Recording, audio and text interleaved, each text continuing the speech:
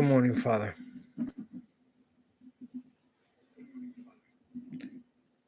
Thank you for the opportunity again to read your word, to share your word, to speak to others, to deliver your message to the people. Father, let your word speak to people's hearts today. Let your word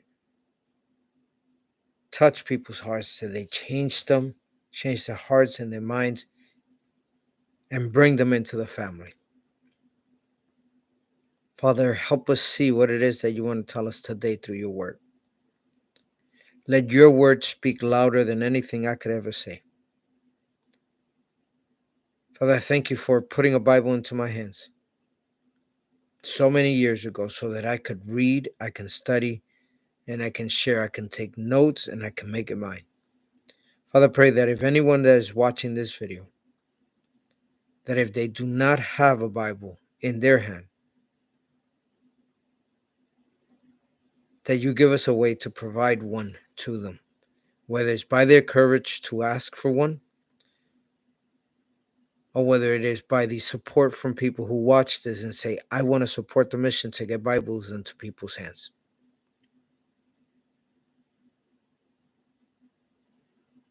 You know how important I feel this is, to have a paper Bible, printed Bible that we can actually write in it, take notes, underline things, highlight things, live it. Let that word be a part of our daily life. I still remember receiving my very first one. And I watch videos online of people in countries where they don't have the freedom to have a Bible, where they could be put to death for owning a Bible, and how precious they hold on to this book, how precious they see it, how happy they are when they celebrate getting a copy of the Bible into their own hands. Father, let us here in the land of freedom, where we can buy a Bible in just about any bookstore, where we can receive it for free from people like us and other missions that want to put Bibles into people's hands. Let us develop that passion for this book, for your love letter to us. I pray that people see the value in it and that they reach out, whether to help us get more Bibles into people's hands or to get a Bible, to get their very first Bible into their own hand. Thank you, Father, for all the love you show us, for all the guidance you give us, and for loving us the way you do, for exercising grace on us when we are flawed and we make so many mistakes, and for always welcoming us back to you. In Jesus' mighty name. We are in Exodus 11. Exodus 11. We're entering the final plague in the time of Moses.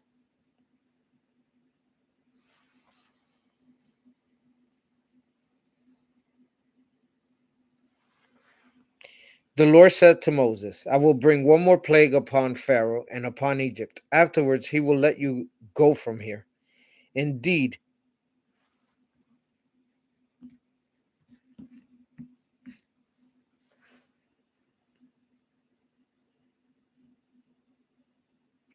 when he lets you go, he will drive you away. Tell the people that every man is to ask his neighbor, and every woman is to ask her neighbor for objects of silver and gold. The Lord gave the people favor in the sight of the Egyptians. Moreover, Moses himself was a man of great importance in the land of Egypt, in the sight of Pharaoh's officials, and in the sight of the people. Moses said, Thus says the Lord, about midnight I will go out through Egypt. Every firstborn in the land of Egypt shall die, from the firstborn of Pharaoh who sits on his throne to the firstborn of the female slave who is behind the handmill, and all the firstborn of the livestock. Then there will be a loud cry throughout the whole land of Egypt, such as never been or ever will be again. But not a dog shall growl at any of the Israelites, not at people, not at animals. so that you may know that the Lord makes a distinction between Egypt and Israel. Then all these officials of yours shall come down to me and bow low to me, saying, Leave us, you and all the people who follow you. After that, I will leave. And in hot anger, he left Pharaoh. The Lord said to Moses, Pharaoh will not listen to you in order that my wonders may be multiplied in the land of Egypt. Moses and Aaron performed all these wonders before Pharaoh, but the Lord hardened Pharaoh's heart, and he did not let the people of Israel go out of his land. The Lord said to Moses and Aaron in the land of Egypt, The months shall mark for you the beginning of months, and it shall be the first month of the year for you. Tell the whole congregation of Israel that on the 10th of this month they are to take a lamb from each family, a lamb for each household. If a household is too small for a whole lamb, it shall join its closest neighbor in obtaining one. The lamb shall be divided in proportion to the number of the people who eat it. Your lamb shall be without blemish, a year-old male. You may take it from the sheep or from the goats. You shall keep it until the 14th day of this month. Then the whole assembled congregation of Israel shall slaughter it at twilight. They shall take some of the blood and put it on the two doorposts and the lintel of the house in which they eat it. They shall eat the lamb that same night. They shall eat it roasted over the fire with unleavened bread and bitter herbs.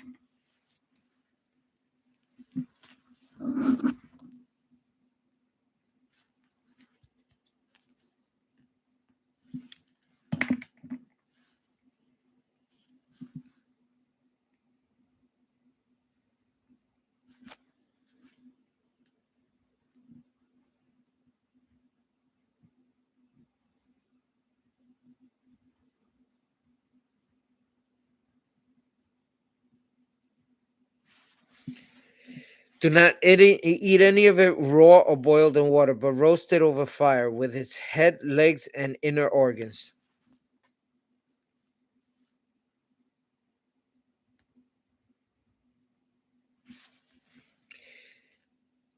You shall let none of it remain until the morning. Anything that remains until the morning you shall burn. This is how you shall eat it: your loins girded, your sandals on your feet, and your staff in your hand, and you shall eat hurriedly. This is the Passover of the Lord.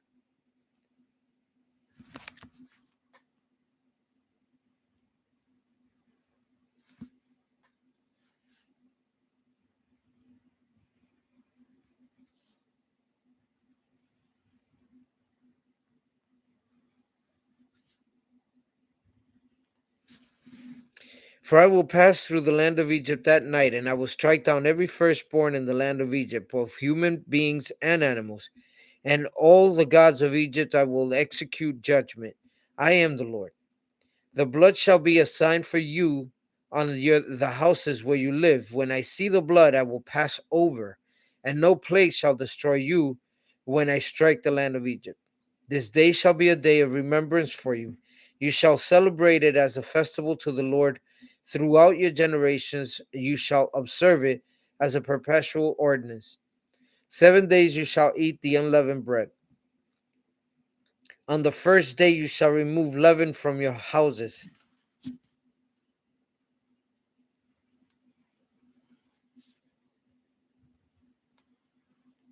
For whoever eats leavened bread from the first day until the seventh day shall be cut off from Israel. On the first day you shall hold a solemn assembly, and on the seventh day a solemn assembly. No work shall be done on those days. Only what everyone must eat, that alone may be prepared by you.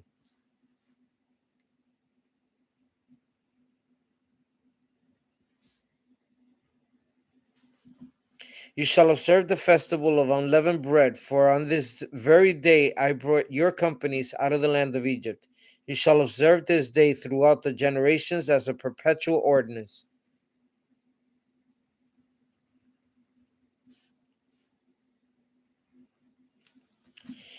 In the first month of the evening of the 14th day until the evening of the 21st day, you shall eat unleavened bread. For 7 days no leaven shall be found in your houses, for whoever eats what is leavened shall be cut off from the congregation of Israel, whether an alien or native of the land. You shall eat nothing leavened, in all your settlements you shall eat unleavened bread. Then Moses called all the elders of Israel and said to them, go select lambs for your family and slaughter the Passover lamb. Take a bunch of hyssop, dip it in the blood that is in the basin, and touch the lintel and the two doorposts of the with the blood on the basin. None of you shall go outside the door of your house until morning, for the Lord will pass through and strike down the Egyptians. When he sees the blood on the lintel and on the two doorposts, the Lord will pass over that door and will not allow the destroyer to enter your houses to strike you down.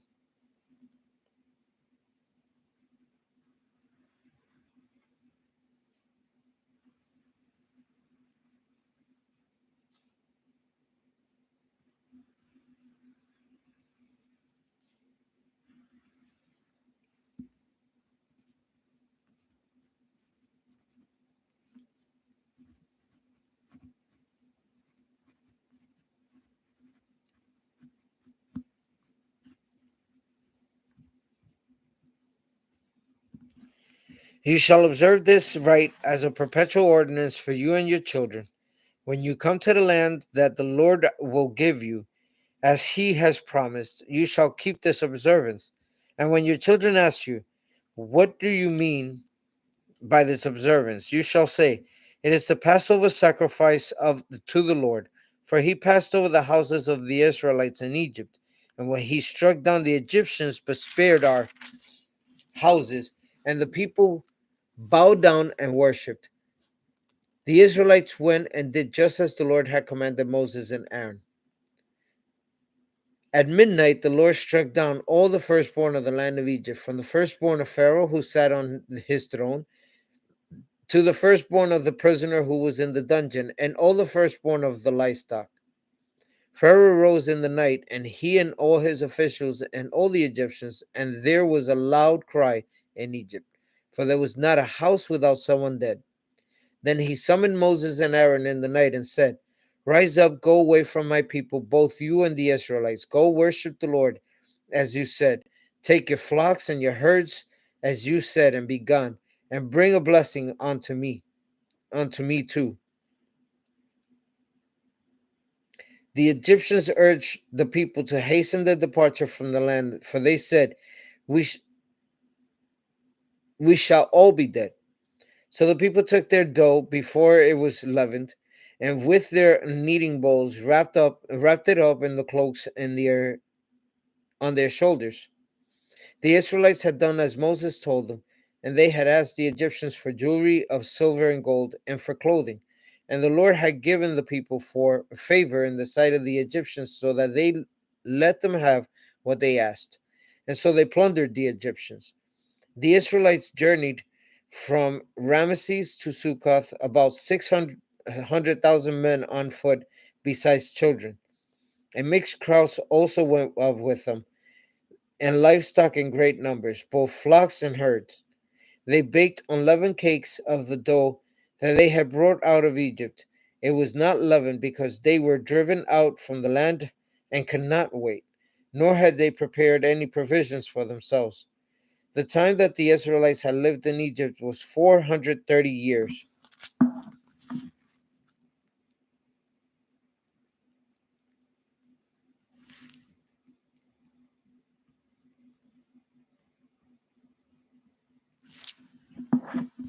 At the end of the 430 years, on that very day, all the companies of the Lord went out from the land of Egypt. That was for the Lord a night of vigil to bring them out of the land of Egypt. The same night is the vigil to be kept for the Lord by all the Israelites throughout their generations. The Lord said to Moses and Aaron, this is the ordinance for the Passover. No foreigner shall eat of it, but any slave who has been purchased may eat of it and has been if he has been circumcised. No bound or hired servant may eat of it. It shall be eaten in one house. You shall not eat any of the animal outside the house, and you shall not break any of its bones.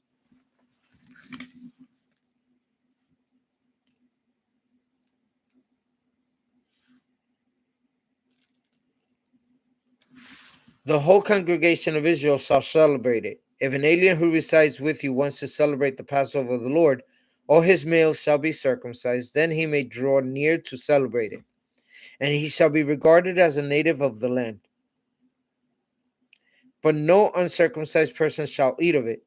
There shall be one law for the native and for the alien who resides among you. All the Israelites did just as the Lord had commanded Moses and Aaron. That very day the Lord brought out the Israelites of the land of Egypt, company by company. The Lord said to Moses, consecrate me all the firstborn. Whatever is the first to open the womb among the Israelites of human beings and animal is mine.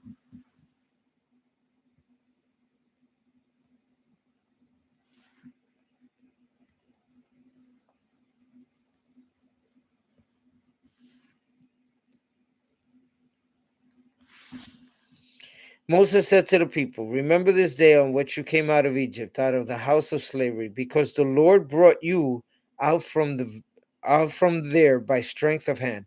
No leavened bread shall be eaten. Today is the month of Abib. You are going out. When the Lord brings you into the land of the Canaanites, the Hittites, the Amorites, the Hivites, and the Jebusites, which he swore to your ancestors to give to you, a land flowing with milk and honey, you shall keep this observance in this month. 7 days you shall eat unleavened bread, and on the seventh day there shall be a festival to the Lord. Unleavened bread shall be eaten for 7 days. No leavened bread shall be seen in your possession, and no leaven shall be seen among you in all your territory. You shall tell your children on that day, it is because of what the Lord did for me that when I came out of Egypt. It shall serve for you as a sign on your hand and as a reminder on your forehead, so that the teaching of the Lord may be on your lips. For which a strong hand of the Lord brought you out of the land of Egypt. You shall keep the ordinances at its proper time from year to year. When the Lord has brought you into the land of the Canaanites, as he swore to you and your ancestors, and has given it to you, you shall set apart to the Lord all the first opens of the womb. At all the firstborn of your livestock that are males shall be the Lord's.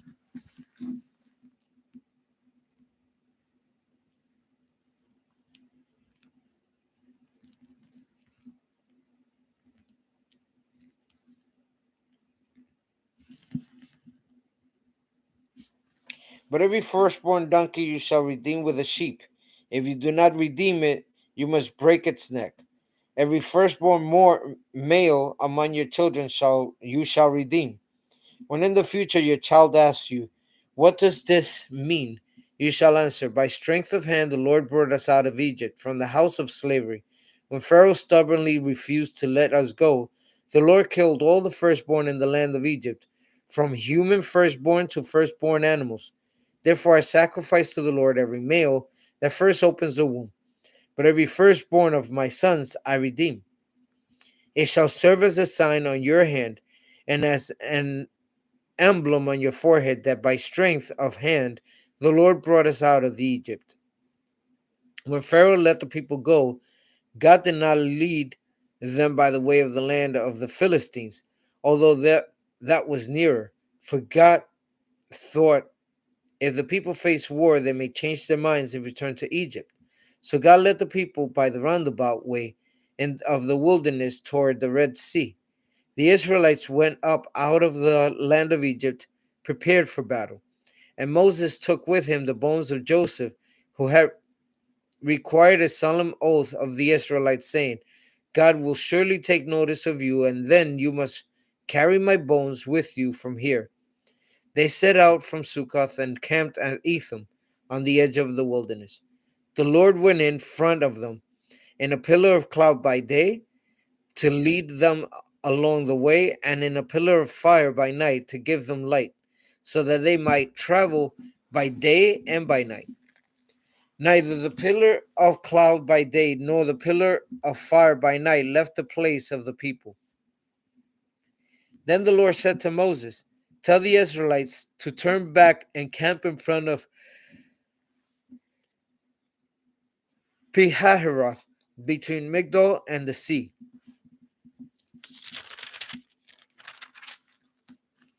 and in front of Baal-zephon.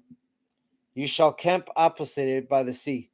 Pharaoh will say to the Israelites, they are wandering aimlessly in the land. The wilderness has closed in on them.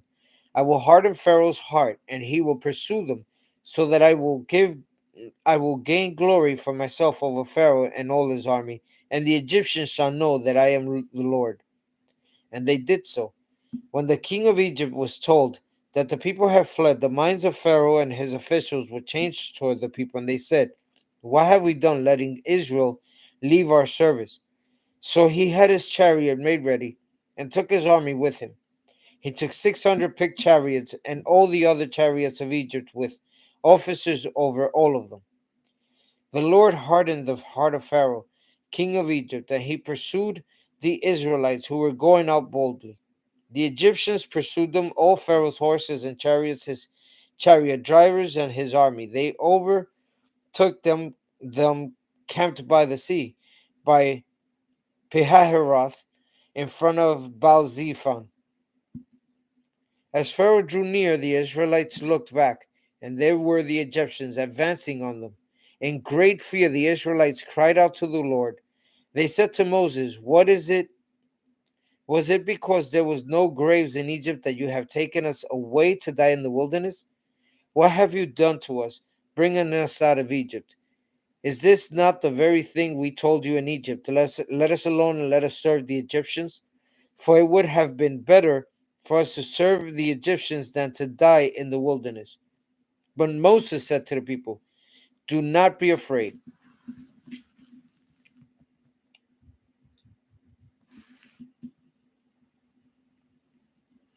Stand firm and see the deliverance of the Lord will accomplish for you today. For the Egyptians whom you shall never see again. The Lord will fight for you, and you have only to keep still."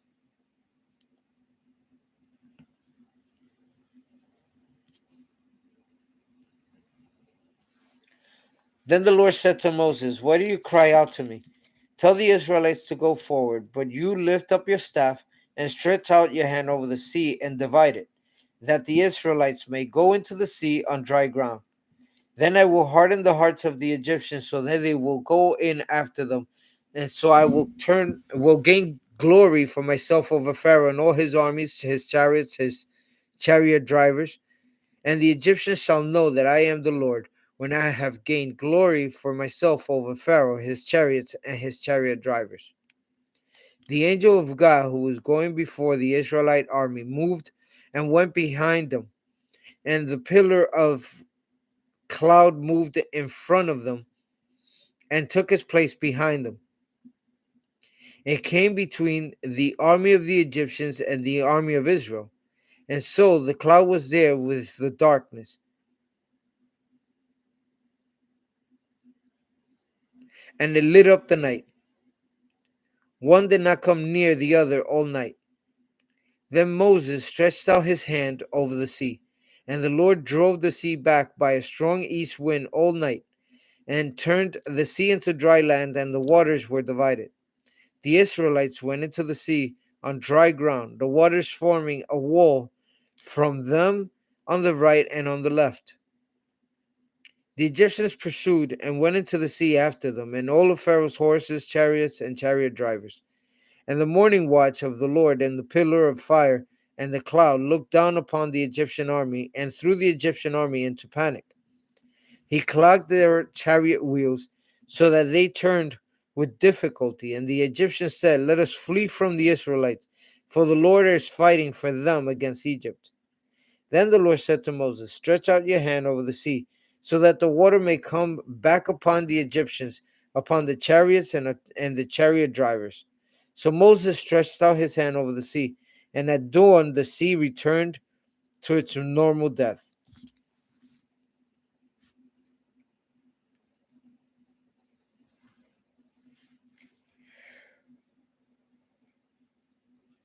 As the Egyptians fled before it,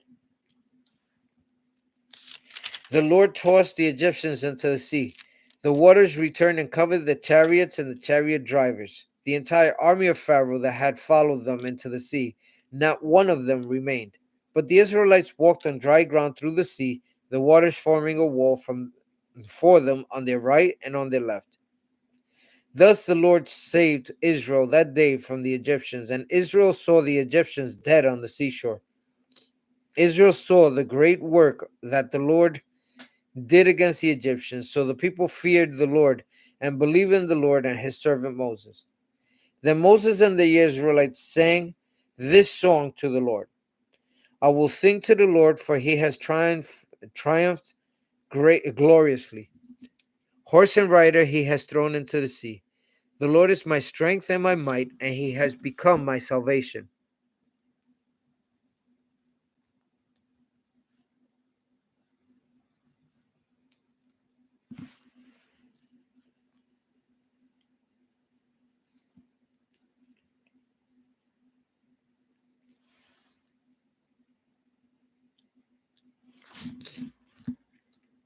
This is my God, and I will praise him, my father's God, and I will exalt him. The Lord is a warrior, the Lord is his name.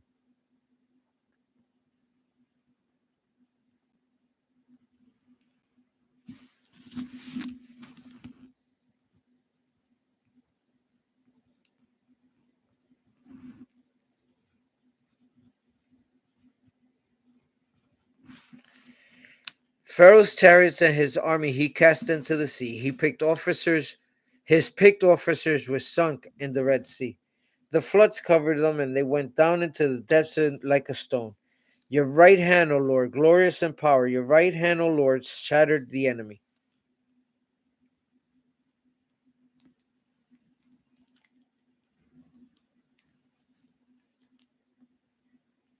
In the greatness of your majesty, you overthrew your adversaries. You sent out your fury and consumed them like stubble. At the blast of your nostrils, the waters piled up. The floods stood up in the heap. The deeps congealed in the heart of the sea. The enemy said, I will pursue, I will overtake, I will divide the spoil. My desire shall have its fill on them. I will draw my sword, my hand shall destroy them. You blew with your wind, the sea covered them, and they sank like lead in the mighty waters. Who is like you, O Lord, among the gods?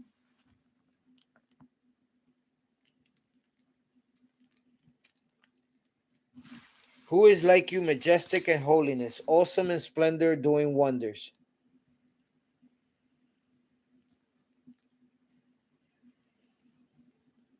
You stretched out your right hand, and earth swallowed them. In your steadfast love, you led the people whom you redeemed. You guided them by your strength to your holy abode. The peoples heard, they trembled, pangs seized the inhabitants of Philistia. Then the chiefs of Edom were dismayed, trembling seized the leaders of Moab, and all the inhabitants of Canaan melted away. The terror and dread fell upon them. By the might of your arm, they became still as stone, until your people, O Lord, passed by, until the people whom you acquired passed by. You brought them in and planted them on the mountain of your own possession, the place, O Lord, that you made your abode, the sanctuary, O Lord, that your hands have established. The Lord will reign forever and ever. When the horses of Pharaoh and his chariots and on his chariot drivers went into the sea, the Lord brought back the waters of the sea upon them, but the Israelites walked through the sea on dry ground.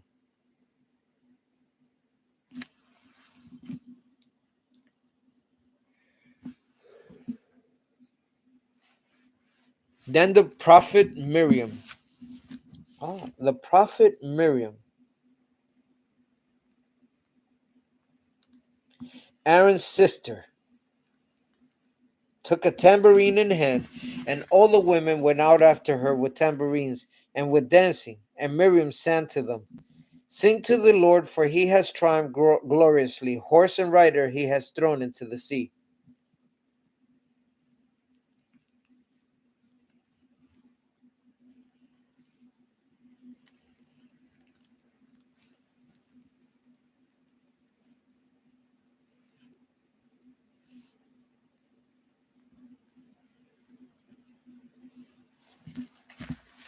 Then Moses ordered Israel to set out from the Red Sea, and they went into the wilderness of Shur.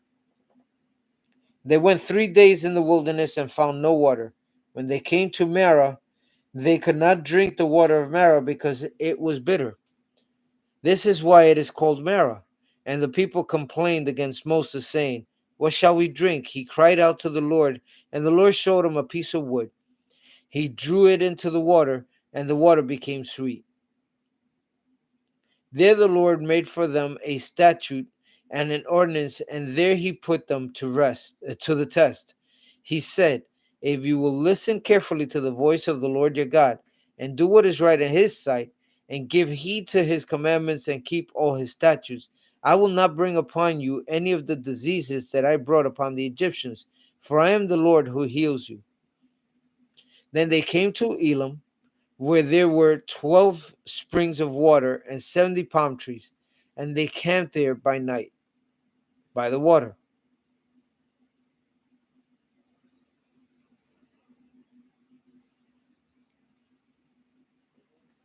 The whole congregation of the Israelites set out from Elim, and Israel came to the wilderness of Sin, which is between Elim and Sinai, on the 15th day of the second month after they had departed from the land of Egypt.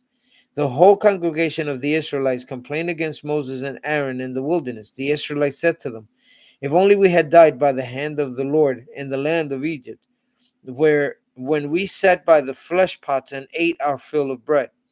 For you have brought us into the wilderness to kill this whole assembly with hunger."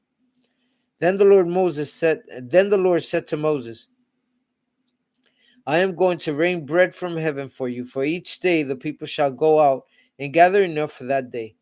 In that way I will test them, whether they will follow my instruction or not.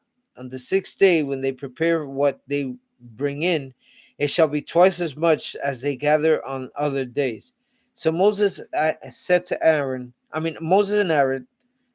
said to all the Israelites, "In the evening you shall go know that it was the Lord who brought you out of the land of Egypt. And in the morning you shall see the glory of the Lord, because he has heard your complaining against the Lord.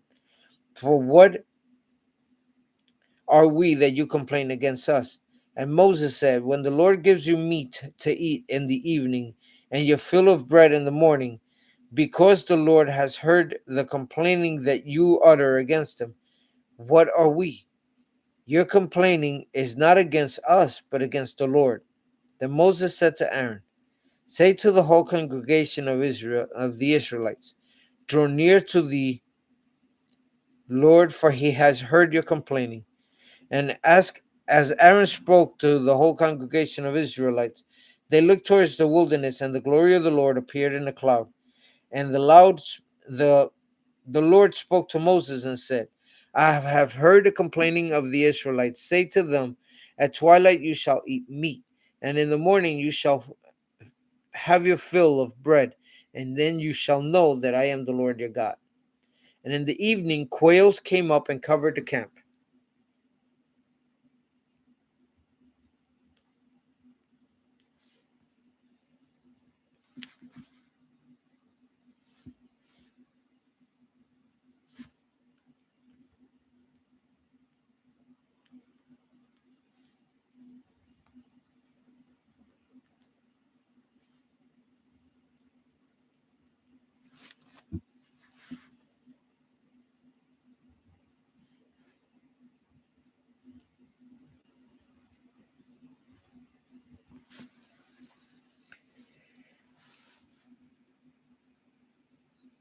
And in the morning there was a layer of dew around the camp, and when the layer of dew lifted, On the surface of the wilderness was a fine flaky substance, as fine as frost on the ground.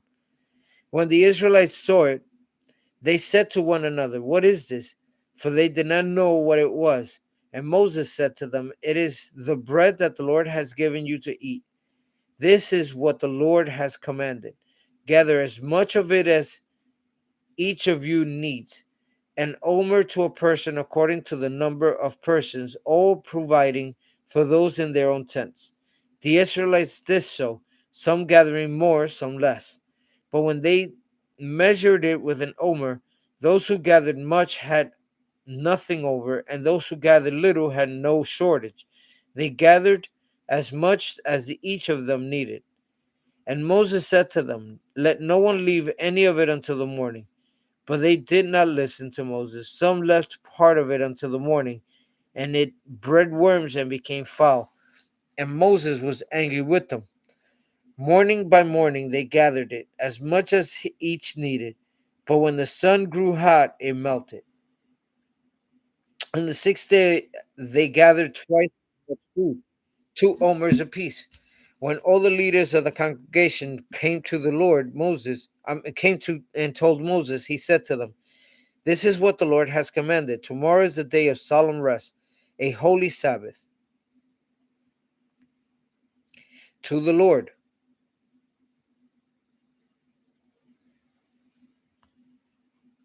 Bake what you want to bake and boil what you want to boil, and all that is left over put aside to keep until the morning." So they put it aside until the morning as Moses commanded them, and it did not become foul, and there was no worms in it. Moses said, "Eat it today, for today is the Sabbath of the Lord. Today you will not find it in the field. 6 days you shall gather it, but on the seventh day, which is the Sabbath, there will be none."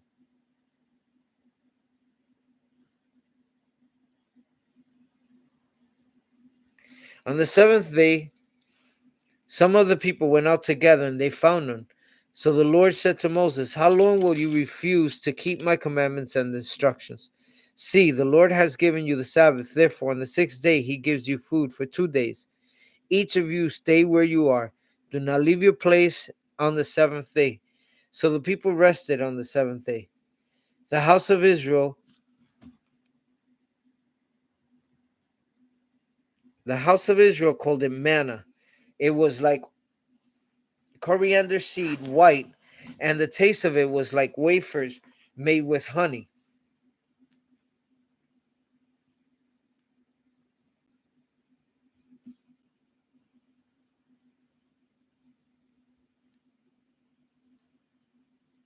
And Moses said, "This is what the Lord has commanded. Let an omer of it be kept throughout your generations, in order that they may see the food with which I fed you in the wilderness when I brought you out of the land of Egypt." And Moses said to Aaron, "Take a jar and put an omer of manna in it, and place it before the Lord to keep throughout your generations." And the Lord commanded Moses, so Aaron placed it before the covenant for safekeeping. The Israelites ate manna 40 years until they came to the habitable land, and they ate manna until they came to the border of the land of Canaan. An omer is a tenth of an ephah.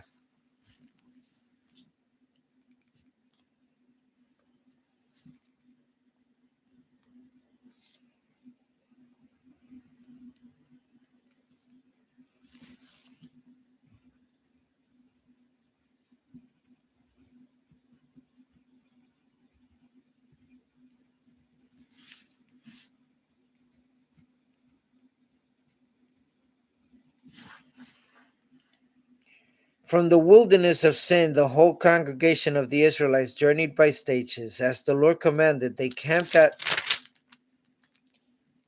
Rephidim, but there was no water for the people to drink. The people quarreled with Moses and said, "Give us water to drink." And Moses said to them, "Why do you quarrel with me? Why do you test the Lord?" But the people thirsted there for water, and the people complained against Moses and said, "Why did you bring us out of Egypt, to kill us and our children and livestock with thirst?" So Moses cried out to the Lord, "What shall I do with this people? They are almost ready to stone me." And the Lord said to Moses, "Go on ahead of the people and take some of the elders of Israel with you. Take in your hand the staff with which you struck the Nile, and go. I will be standing there in front of you on the rock of Horeb. Strike the rock, and the water will come out of it, so that the people may drink." So Moses did so in the sight of the elders of Israel. He called the place Massa. He called the place Massa and Meribah, because the Israelites quarreled and tested the Lord, saying, "Is the Lord among us or not?" Then Amalek came and fought with Israel at Rephidim. Moses said to Joshua, "Choose some men for us to and go out, fight with Amalek. Tomorrow I will stand at the top of the hill with the staff of God in my hand." So Joshua did as Moses told him, and fought with Amalek. While Moses, Aaron, and Hur went up to the top of the hill. Whenever Moses held up his hand, Israel prevailed, and whenever he lowered his hand, Amalek prevailed. But Moses' hands grew weary, so they took a stone and put it under him, and he sat on it. Aaron and Hur helped up his hands, one by one side and the other by the other side, so his hands were steady until the sun set. And Joshua defeated Amalek and his people with the sword.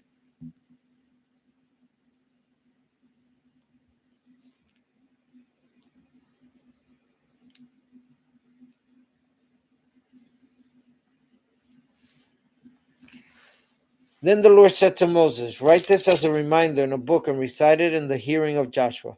I will utterly blot out the remembrance of Amalek from under heaven." And Moses built an altar and called it, "The Lord is my banner."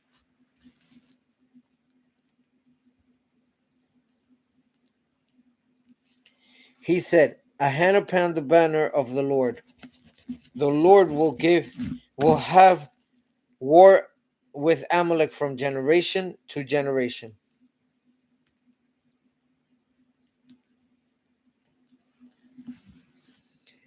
Chapter 18.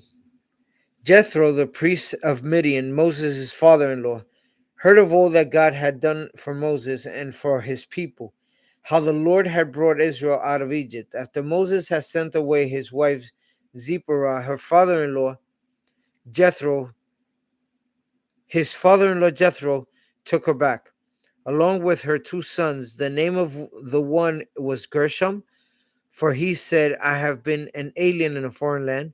And the name of the other, Eleazar, for he said, "The God of my father was my help, and delivered me from the sword of Pharaoh." Jethro, Moses' father-in-law, came into the wilderness where Moses was encamped at the mountain of God, bringing Moses' sons and wife to him. He sent word to Moses, "I, your father-in-law Jethro, am coming to you with your wife and your two sons." Moses went out to meet his father-in-law, and he bowed and kissed him, and asked him after the others' welfare, and they went into the tent. Then Moses told his father-in-law all that the Lord had done to Pharaoh and to the Egyptians for Israel's sake, and all the hardship that had been beset them on the way, and how the Lord had delivered them. Jethro rejoiced for all the good that the Lord had done to Israel in delivering them from the Egyptians. Jethro said, Blessed be the Lord who has delivered you from the Egyptians and from Pharaoh. Now I know that the Lord is greater than all gods, because he delivered the people from the Egyptians where they dwelt arrogantly with them." And Jethro, Moses' father-in-law, brought a burnt offering and sacrifices to God, and Aaron with all the elders of Israel to eat bread with Moses' father-in-law in the presence of God. The next day Moses sat as judge for the people, while the people stood around him from morning until evening. When Moses' father-in-law saw that all he was doing for the people, he said, "What is this that you are doing for the people? Why do you sit alone? Why are all the people standing around from you morning until evening?" Moses said to his father-in-law, because the people come to me to inquire of God. When they have a dispute, they come to me, and I decide between one person or another, and I make known to them the statutes and instructions of God. Moses' father-in-law said to him, What are you doing? What you are doing is not good. You will surely wear yourself out, both you and these people with you, for the task is too heavy for you. You cannot do it alone. Now listen to me, I will give you counsel, and God be with you. You should represent the people before God, and you should bring their cases before God. Teach them to the statutes and instructions, and make known to them the way they are to go and the things they are to do. You should also look for able men upon all the people, men who fear God, are trustworthy, and hate dishonest gain.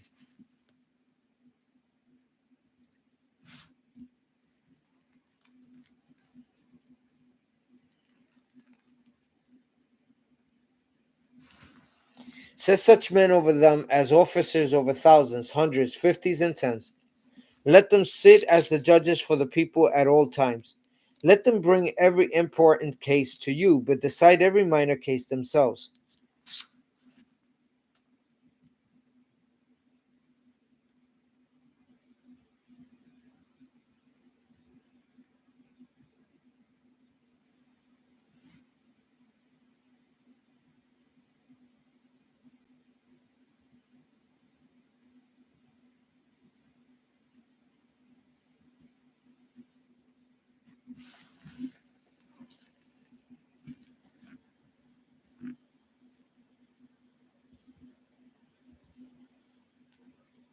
So it will be easier for you. They will bear the burden with you. If you do this, and God commands so of you, then you will be able to endure, and all these people will go to their home in peace. So Moses listened to his father-in-law and did all that he had said. Moses chose able men of Israel and appointed them as heads over the people, as officers over thousands, hundreds, fifties, and tens. And they judged the people at all times. Hard cases they brought to Moses, but any minor case they decided themselves. Then Moses let his father-in-law depart, and he went off to his own country.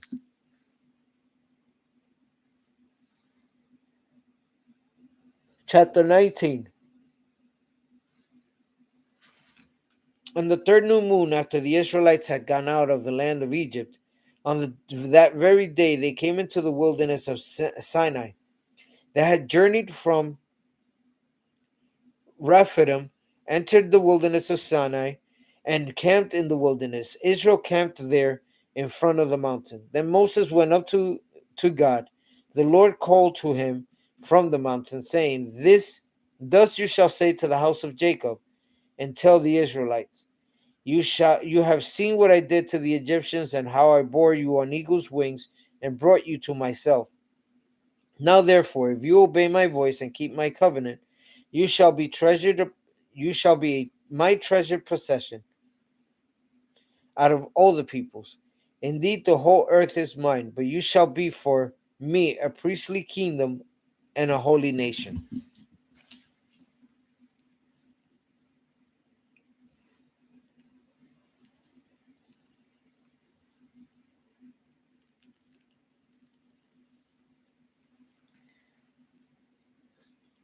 These are the words that you shall speak to the Israelites. So Moses came, summoned the elders of the people, and set before them all the words that the Lord had commanded him. The people all answered as one, Everything that the Lord has spoken, we will do. Moses reported the words of the people to the Lord. Then the Lord said to Moses, I am going to come to you in a dense cloud, in order that the people may hear when I speak with you, so trust you ever after. When Moses had told the words of the people to the Lord said to Moses, Go to the people and consecrate them today and tomorrow. Have them wash their clothes and prepare for the third day. Because on the third day the Lord will come down upon Mount Sinai in the sight of all the people.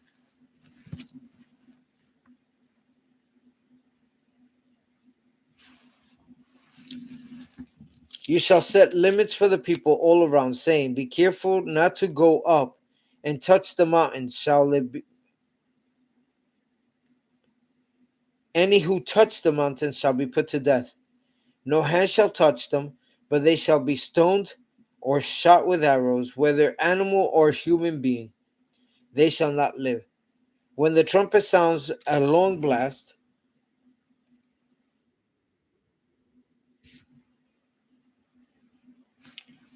they may go up to the mountains. So Moses went down from the mountains to the people. He consecrated the people, and they washed their clothes. And he said to the people, prepare for the third day. Do not go near a woman.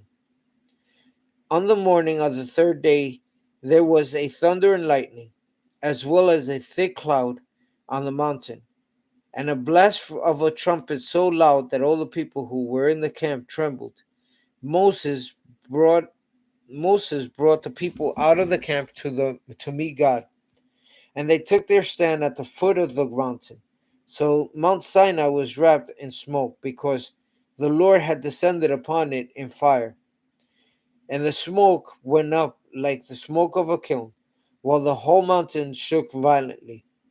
And the blast of the trumpet grew louder and louder. Moses killed the people. Moses would speak to the people and explain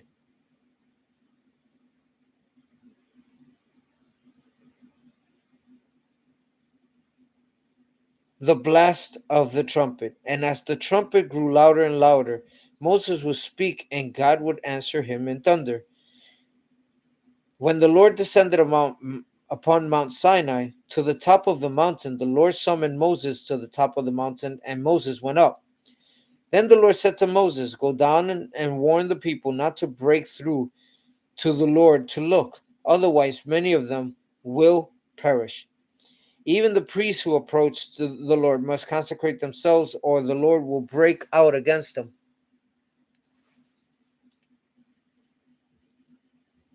Moses said to the Lord, the people are not permitted to come up to Mount Sinai, for you yourself warned us, saying, set limits around the mountain and keep it holy. The Lord said to him, go down and come up, bringing Aaron with you, and do not let either the priests or the people break through to come up to the mountain, otherwise he will break out against them. So Moses went down to the people and told them.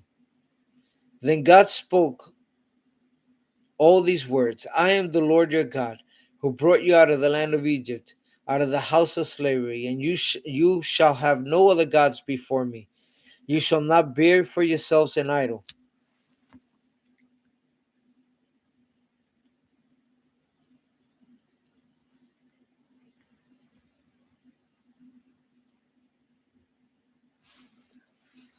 Whether in the form of anything that is in heaven above, or that is on earth beneath, or that is in the water under the earth.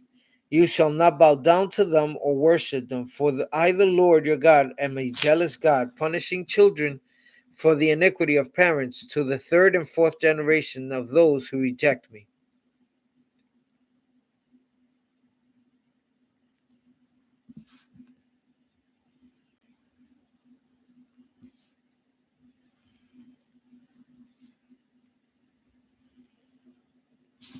But showing steadfast love to the thousandth generation of those who love me and keep my commandments. You shall not make wrongful, wow, to the thousandth generation.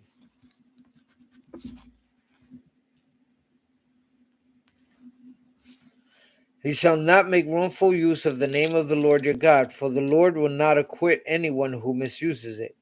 Remember the Sabbath day, and keep it holy. 6 days you shall labor and do all your work, but the seventh day on the Sabbath is the Lord your God. You shall not do any work. You and your son or your daughter, your male or female slave, your livestock or alien residing in your towns. For in 6 days the Lord made heaven and earth and the sea and all that is in them, but rested on the seventh day. Therefore the Lord blessed the Sabbath and consecrated it. Honor your father and your mother, so that your days may be long in the land of the Lord God is giving you.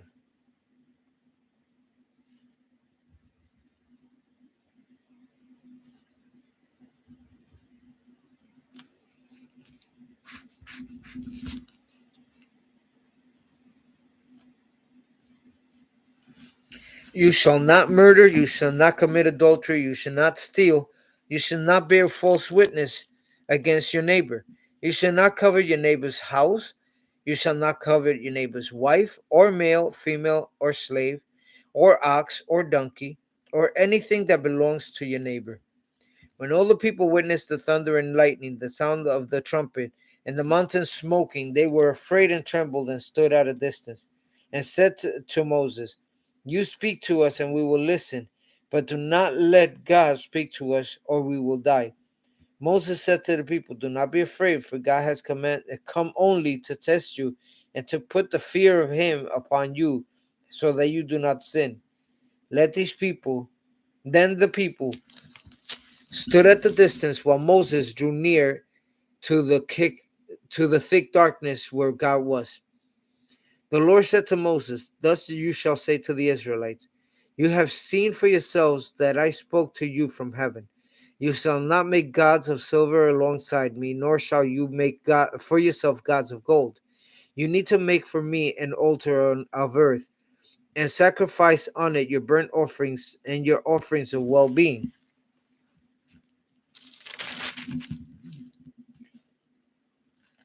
Your sheep and your oxen, in every place where I cause my name to be remembered, I will come to you and bless you. But if you make for me an altar of stone, do not build it in hewn stone.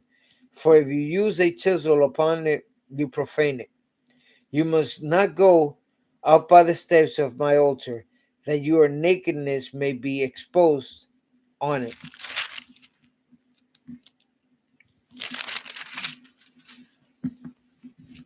These are the ordinances that you shall set before them. When you buy a male Hebrew slave, he shall serve you 6 years, but the seventh year he shall go out a free person without debt.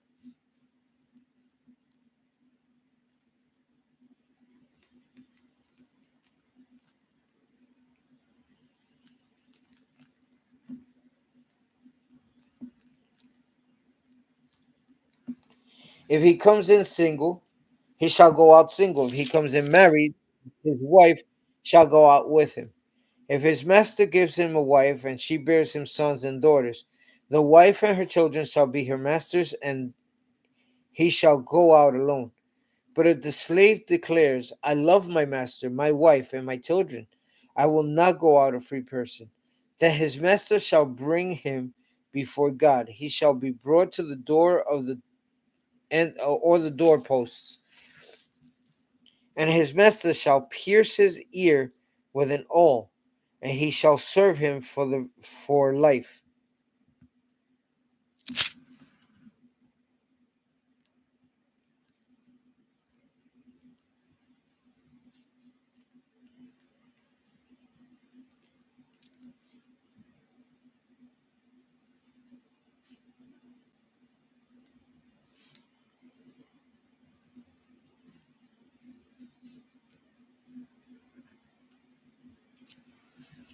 When a man sells his daughter as a slave, she shall not go out as the male slaves do. If she does not please her master, who designated her for himself, then he shall let her be redeemed. He shall have no right to sell her to a foreign people, since he has dealt unfairly with her. If he designates her for his son, he shall deal with her as with a daughter. If he takes if he takes another wife to himself, he shall not diminish the food, clothing, or marital rights to his first wife.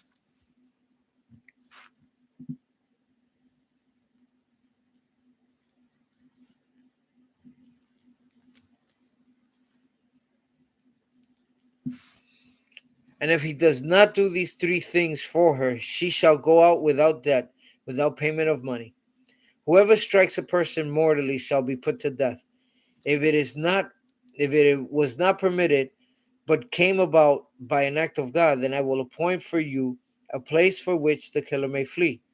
But if someone willfully attacks and kills another by treachery, you shall take the killer from my altar for execution. Whoever strikes the father or mother shall be put to death.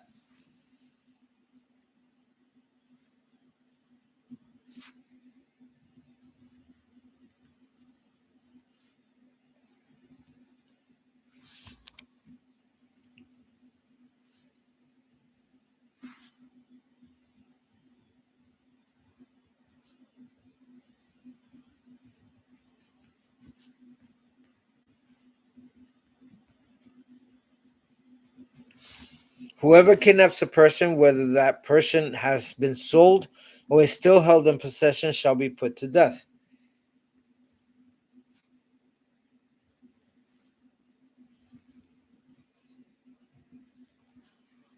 Whoever curses father or mother shall be put to death.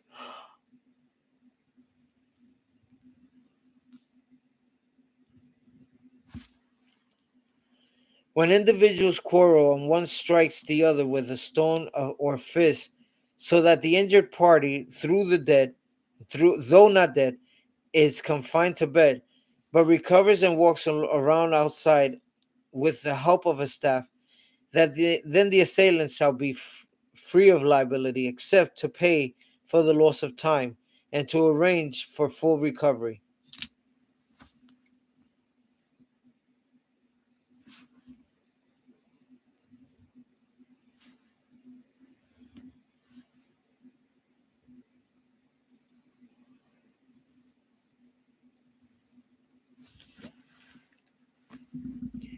When a slave owner strikes a male or female slave with a rod, and the slave dies immediately, the owner shall be punished.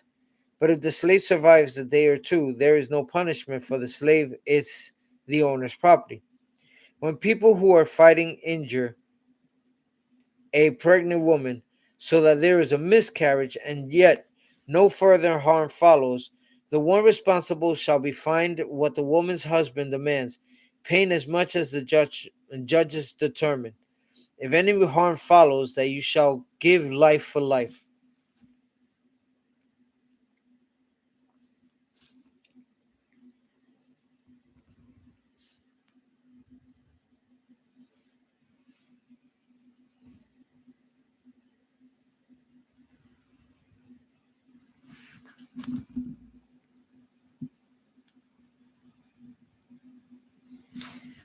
You shall give life for life, eye for eye, tooth for tooth, hand for hand, foot for foot.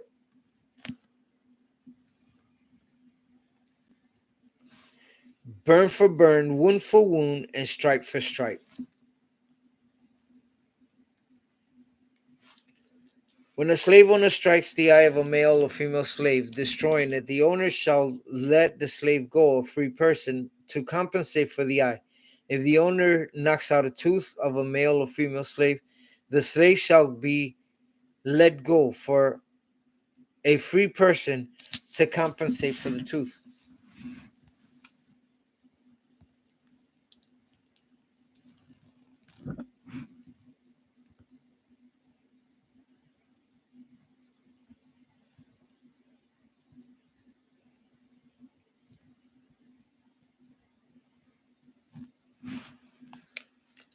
When an ox gives a man or a woman to death, the ox shall be stoned, and his flesh shall not be eaten, but the owners of the ox shall be liable. If the ox has been accustomed to gore in the past, and its owner has been warned but has not restrained it, and it kills a man or a woman, the ox shall be stoned, and its owner shall also be put to death. If a ransom is imposed on the owner, then the owner shall pay whatever is imposed for the redemption of the victim's life. If it gores a boy or a girl, the owner shall be dealt with according to the same rule. If the ox gores a male or female slave, the owner shall pay for the slave owner 30 shekels of silver, and the ox shall be stoned. If someone leaves a pit open and digs a pit and does not cover it, and an ox or a donkey falls into it, The owner of the pit shall make restitution, giving money to its owner and keeping the dead animal. If someone's ox hurts the ox or the shoulder, the ox of another, if someone's ox hurts the ox of another, so that it dies, then they shall sell the live ox and divide the price of it, and the dead animal they shall also divide. But if it was known that the ox was accustomed to gore in the past, and the owner has not restrained it, the owner shall restore the ox for ox, but keep the dead animal. When someone steals an ox or a sheep and slaughters it and sells it, the thief shall pay 5 oxen for an ox and 4 sheep for a sheep. The thief shall make restitution.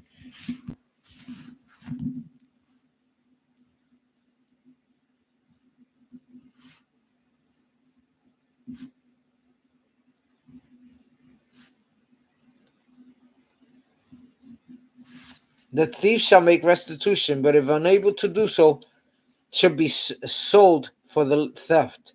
When the animal, whether ox or donkey or sheep, is found alive in the thief's possession, the thief shall pay double.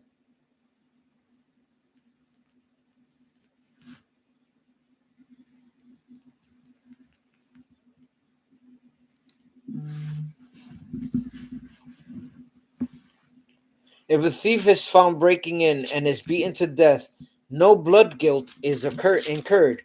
But if it happens after sunrise, blood guilt is incurred.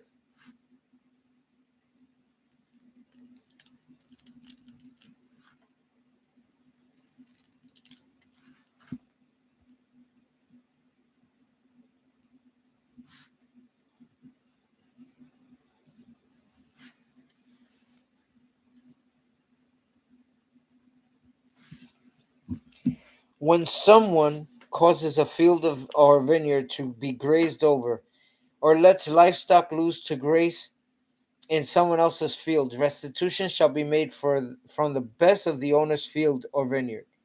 When fire breaks out and catches its thorns, so that the stacked grain or the standing grain or the field is consumed, the one who started the fire shall make full restitution. When someone delivers to a neighbor money or goods for safekeeping, and they are stolen from your neighbor's house, then the thief, if caught, shall pay double. If the thief is not caught, the owner of the house shall be brought before God and to determine whether or not the owner had laid hands on his neighbor's goods. In any case or disputed ownership involving an ox, donkey, sheep, clothing, or any other loss, of which one party says, "This is mine," the case of both parties shall come before God. The one who God condemns shall pay double to the other.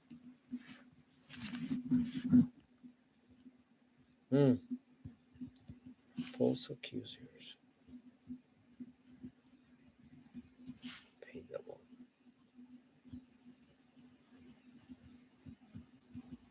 When someone delivers to another a donkey, ox, sheep, or any other animal for safekeeping, and it dies or is injured or is carried off without anyone seeing it, an oath before the Lord shall be decided between the two of them that the one has not laid hands on the property of the other, and the owner shall accept the oath, and no restitution shall be made. But if it was stolen, restitution shall be made to its owner. If it was mangled by beast, let it be brought as evidence. Restitution shall not be made for the mangled remains. When someone borrows an animal from another, and it is injured or dies, the owner not being present, full restitution shall be made. If the owner was present, there shall be no restitution. If it was hired, only the hiring fee is due. When a man seduces a virgin who is not engaged to be married and lies with her, he shall give the bride price for her and make her his wife. But if the father refuses to give her to him, he shall pay an amount equal to the bride price for virgins. You shall not permit a female sorcerer to live. You shall not permit a female sorcerer to live. Whoever lies with an animal shall be put to death.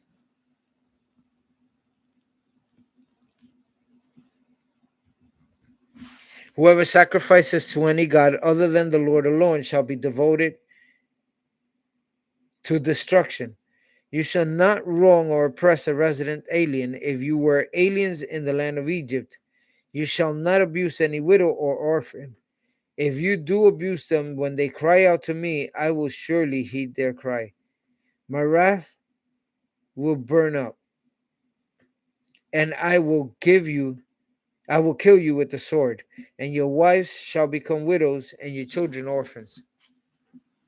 If you lend money to my people, to the poor people among you, you shall not deal with them as a creditor. You shall not exact interest from them.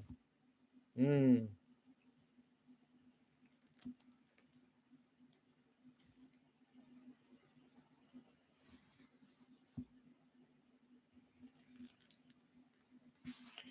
If you take a neighbor's cloak and pawn, you shall restore it before the sun goes down, for it may be your neighbor's only cloak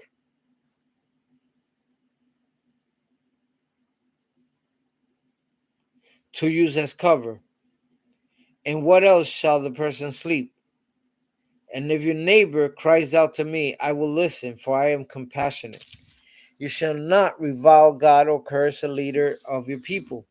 You shall not delay to make offerings from the fullness of your harvest and from the outflow of your presses.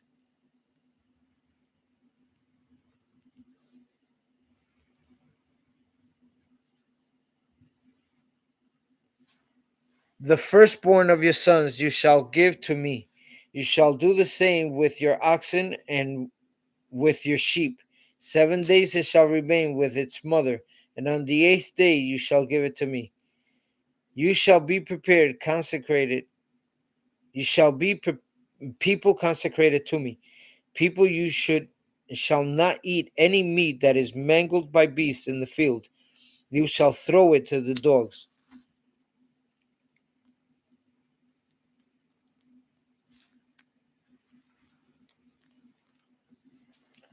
You shall not spread a false report. You shall not join hands with the wicked and act maliciously as a malicious witness. You shall not follow a majority in wrongdoing. When you bear witness in a lawsuit, you shall not side with the majority so as to pervert justice, nor shall you be partial to the poor in the lawsuit. When you come upon your enemy's ox or donkey carrying astray, you shall bring it back.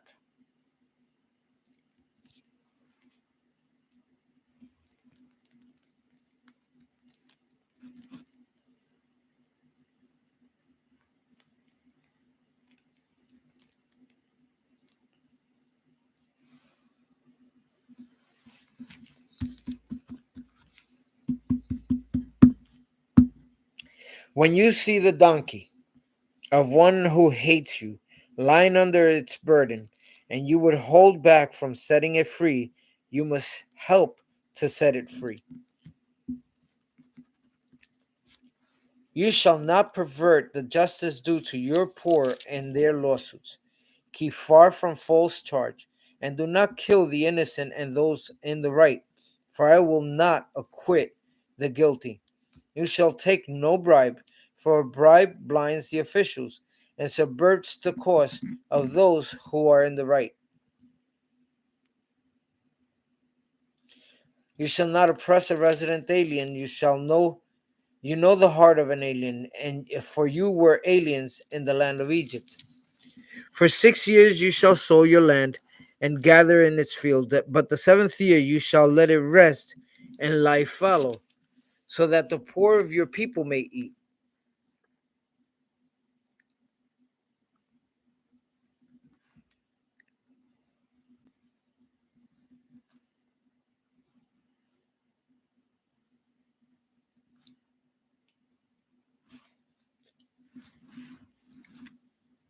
And what they leave, the wild animals may eat. You shall do the same with your vineyard and with your olive orchard. 6 days you shall do your work, but on the seventh day you shall rest, that so that your ox and your donkey may have relief, and your homeborn slave and resident may alien may be refreshed. But attentive to all that I have said to you, do not invoke the names of other gods. Do not let them be heard on your lips.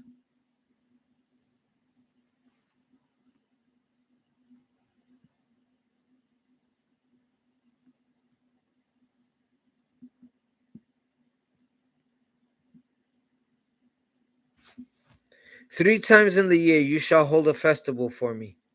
You shall observe the festival of unleavened bread, as I commanded you. You shall eat unleavened bread for 7 days at the appointed time of the month of Abib, and for in it you came out of Egypt. No one shall appear before me empty-handed. You shall observe the festival of harvest, the first fruits of your labor, and you shall sow in the field.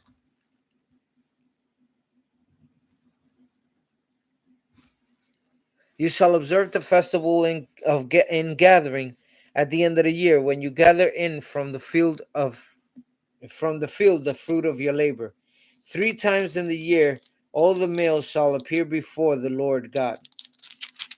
You shall not offer a blood offering with anything leavened, or let the fat of my festival remain in the morning.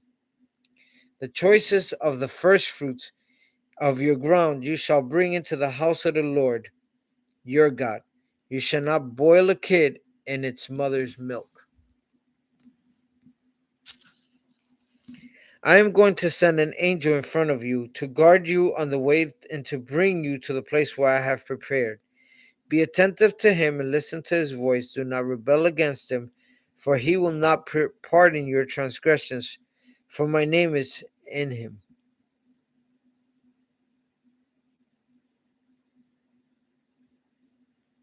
But if you listen attentively to his voice and do all that I say, then I will be an enemy to your enemies and foe to your foes. I will be an enemy to your enemy and foe to your foes. When my angel goes in front of you and brings you to the Amorites, the Hittites, the Perizzites, the Canaanites, and the Hivites, and the Jebusites, and I blot them out, you shall not bow down to their gods or worship them or follow their practices, but you shall utterly demolish them and break their pillars in places. You shall worship the Lord your God, and I will bless your bread and your water, and I will take sickness away from among you.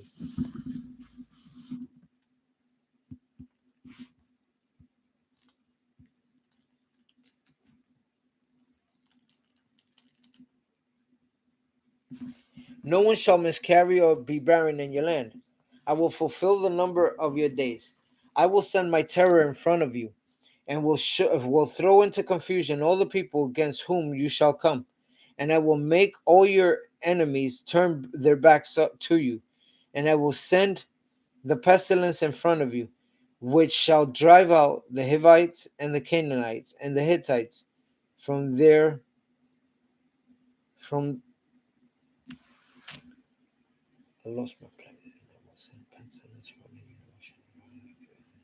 I will not drive them out before you in 1 year, or the land will become desolate, and the wild animals will not multiply against you. Little by little, I will drive them out before you until you have increased and possessed the land. I will set your borders from the Red Sea to the Sea of the Philistines, Mm.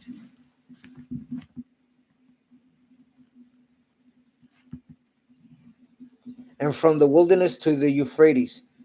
For I will hand over to you the inhabitants of the land, and you shall drive them out before you.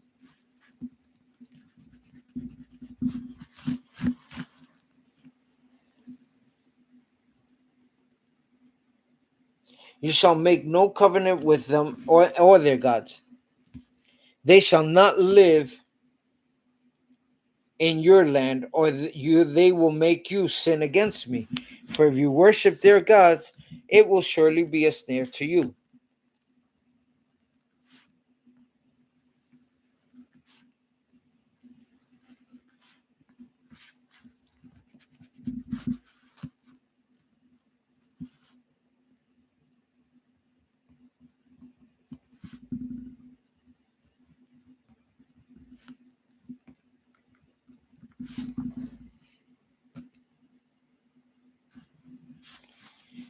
Then he said to Moses, come up to the Lord, you and Aaron, Nabat, and Abihu, and 70 of your elders of Israel, and worship at a distance.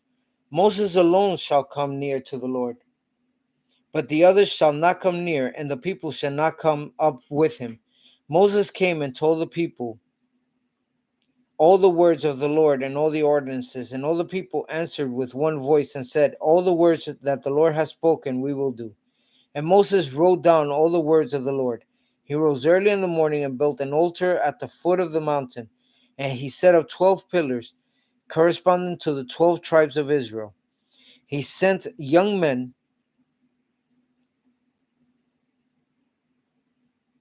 of the people of Israel who offered burnt offerings and sacrificed oxen as offerings of well-being to the Lord. Moses took half of the blood and put it in basins, and half of the blood he dashed against the altar. Then he took the book of the covenant and read it in the hearing of the people, and they said, all that the Lord has spoken we will do, and we will be obedient.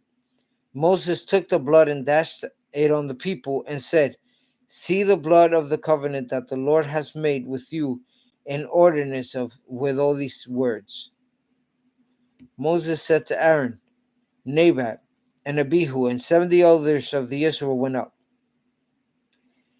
And they saw the God of Israel under his feet. There was something like a pavement of sapphire stone, like the very heaven of clearness. God did not lay his hand on the chief men of the people of Israel. Also they beheld God, and they ate and drank. The Lord said to Moses, come up to me on the mountain and wait there, and I will give you the tablets of stone, which the law of the commandment which I have written for their instruction. So Moses set out with his assistant Joshua, and Moses went up into the mountain of God.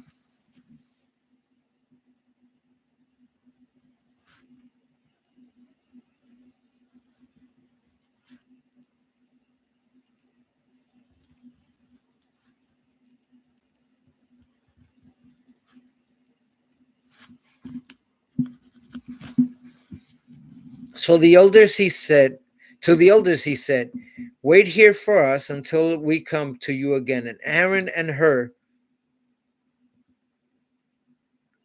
are with you. Whoever has a dispute may go to them. Then Moses went up to the mountain, and the cloud covered the mountain, and the glory of the Lord settled on Mount Sinai. And the cloud covered it for 6 days. On the seventh day he called to Moses out of the cloud. Now the appearance of the glory of the Lord was like a devouring fire on the top of the mountain in the sight of the people of Israel. Moses entered the cloud and went up to the mountain. Moses was on the mountain for 40 days and 40 nights.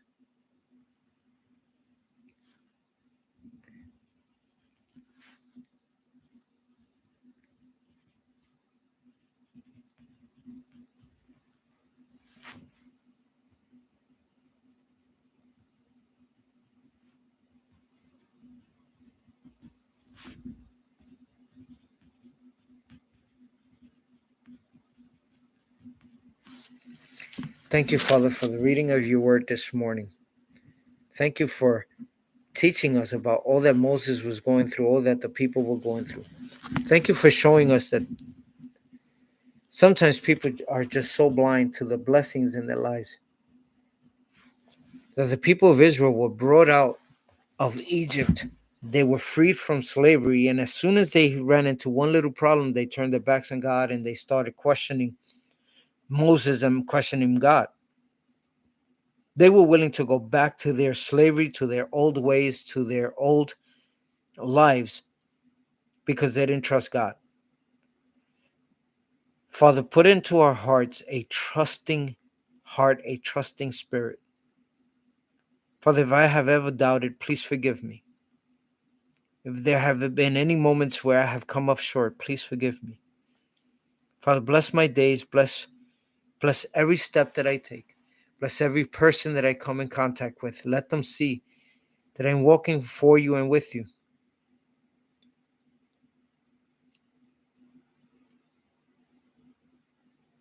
God, you know that our goal, our mission, our desire is for you to shine, for your word to be brought out to people, to preach the gospel, to preach the good news, to preach everything that is in this book. We believe in your word, and we believe that this is your love letter to us, and we want to share it with the world, and we want to study it with the world. Father, I will never stop studying this, because no matter how many times I read the Bible, it always speaks to me in a different manner. I thank you, Father, for such a beautiful, beautiful love letter. That I know that you love me, and that you walk with me, and that you don't want me to be alone. Father, I ask you to bless these readings. Bless the people watching it. Bless those that do not have a Bible, that they find courage to ask for one. Bless those that have the provision to help. Let them see the need for them to help and provide for the mission ahead. Let everyone in this world have a Bible in their hands, so that they can decide for themselves after reading it if your word is true or not. As I've always said, I will warn you, if you read the word of God, it will change you. Thank you, Father, for all that you've said and all that you've done and all that you've given us. We lift you up today and always in Jesus' mighty name. Amen.